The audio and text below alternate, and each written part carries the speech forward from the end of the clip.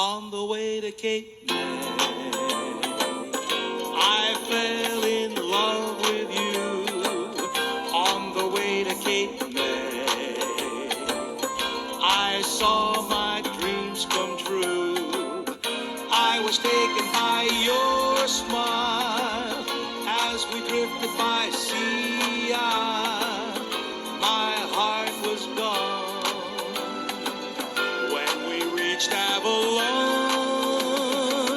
It's Dr. Brian McDonough. Welcome to the Dr. Brian McDonough Show. If you're from Pennsylvania, New Jersey, or Delaware, you've probably heard the song On the Way to Cape May.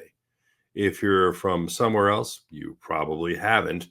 The song is about a Jersey Shore resort called Cape May.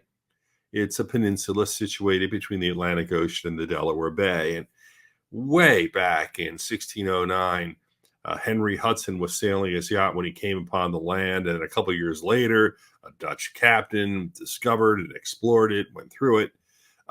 What I want to talk about is the fact it's a wonderful resort where many of the Victorian homes have not been destroyed by so many of the hurricanes that have come up and down the East Coast. They've survived because of the location of Cape May.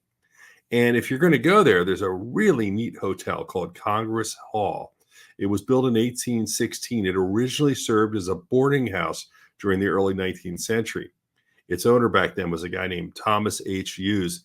He called it the Big House, but locals thought it was never going to get off the ground, and they called it Tommy's Folly. Well, obviously, it has survived a great deal of time.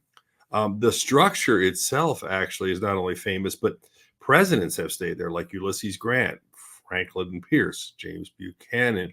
And it was the summer White House for President Benjamin Harrison, who conducted his presidential affairs from the hotel. So essentially, Cape May got the name as a president's playground. Now, you may not know a lot about this, but it's very exciting if you get there because you see a lot of the history. It's a great place to explore.